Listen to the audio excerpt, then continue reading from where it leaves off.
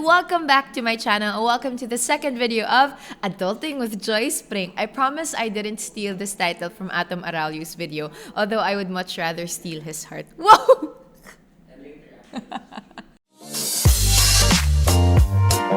And today we're going to be talking about a question that a lot of people would always send me on Instagram. Now, we'll have a video with Jules Savard where we'll talk about how to be a good host or a good radio jock, because I always get that question and I don't ever feel like I'm in the position to actually tell you that, so it's good that we have a guest. But today we will be talking about how to be a better public speaker. Now, this I can handle, because being a better public speaker doesn't necessarily mean that you're a public speaker by profession. It just means that you can be better at presenting your ideas in front of people. So, for example, if you're studying and you have to do a report, if you are working and you have to do a presentation, how can you become a better public speaker? Number one, read a lot.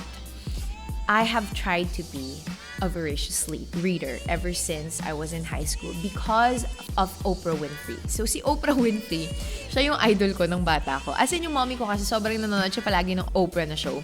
So I always watch her, and she has her book club, right? So and she always talks about how she grew up in a poor family and she went through all of these difficult things, but it's because of her love for books that really helped her become a better woman, a woman of substance. So I always thought that by reading more books, you become more eloquent, you become more aware of the world around you, you are open to new ideas, your brain is just able to conjure up sentences, paragraphs, and ideas better.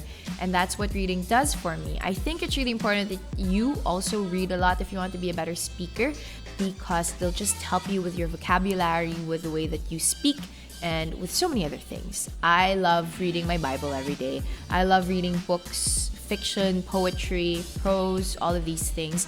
And you can also go by reading articles online. It's always nice to read articles, news, and keep yourself updated. Number two, if you're nervous, if you're a nervous public speaker, don't forget to do your research and make an outline for your talk. So every time I have the privilege of going to universities and presenting workshops and talks to different people, I always make it a point that I do thorough research on the subject and that I do a presentation with the outline, PowerPoint, whatever can help you really kind of organize everything that you have to say during that presentation. It makes you less nervous when you know that you've done the back end work of the things that you have to do.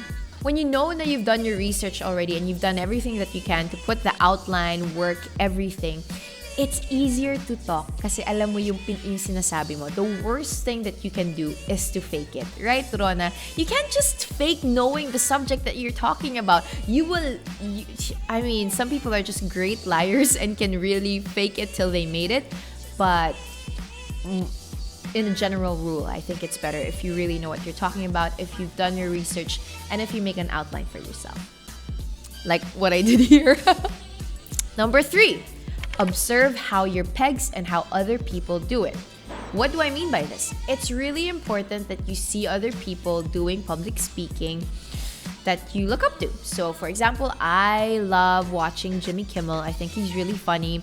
And then I love watching Ellen DeGeneres because she's very spontaneous. I love watching all of these hosts, and I would usually watch them so that I'm encouraged and I see how the professionals do it. Dahil hindi naman ako host when I was starting out. I was always a singer. I was always a painter. When I started hosting, I had to look for pegs. So, tinitignan ko how other people would do it. Like, for example, when it comes to interviews, I love yung mga Netflix interviews, ganyan. You just have to search how people carry themselves in front of crowds during interviews, during presentations. You can watch a TED Talk even, and then you can get pointers from that. So, it's always nice to have a peg. But, remember, number four, don't try to be somebody else. Now, I talked about having a peg and having, someone that you can look up to, someone who you can learn from as a speaker, but the worst thing that you can do is to try to be somebody else. I struggled with this for the longest time kasi I want to be funny. Like, I really want to be a funny host. I want to be funnier than I actually am because I'm funny, right? Yes, yeah. funny, but just not as funny as other people, or just not the kind of humor that other people have. So, just don't try to be somebody else. My favorite thing is you can always speak about the things that you love, the things that you know, and your own voice will come out. That's it. That's all you really have to do. Because at the end of the day, the more that you try to become somebody else, the more you get lost. You really won't find your own voice if you keep trying to copy paste somebody else's and make it yours, right? So don't copy, don't try to be somebody else, but be as authentic and as sincere as possible. You always have to remember what my dad would tell me, which I honestly believe is true, that everybody has sincerity alarms. So people know if you're lying to them, if you're trying to be somebody else. People can feel that, and you just don't want to be that kind of speaker. You want to be as sincere, as authentic, and as honest as possible. Number 5, be around people who believe in you, and don't forget to have fun.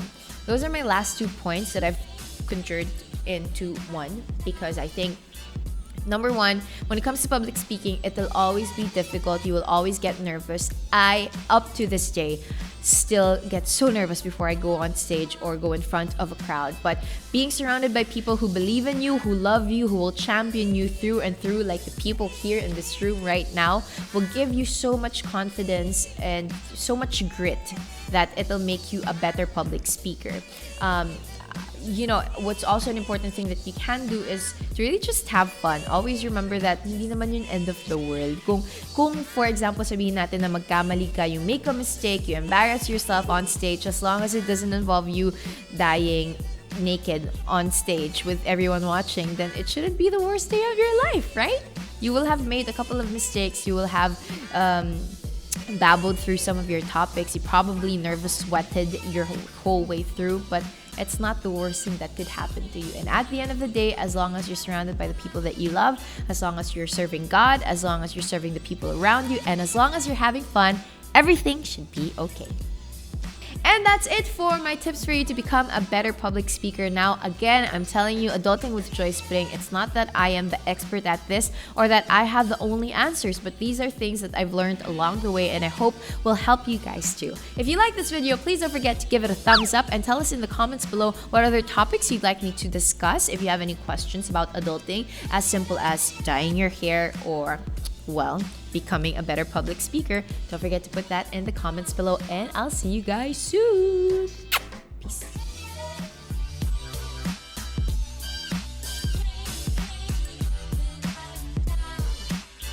Nadidistract ako sa pag-insta story mo, nakakainis ka.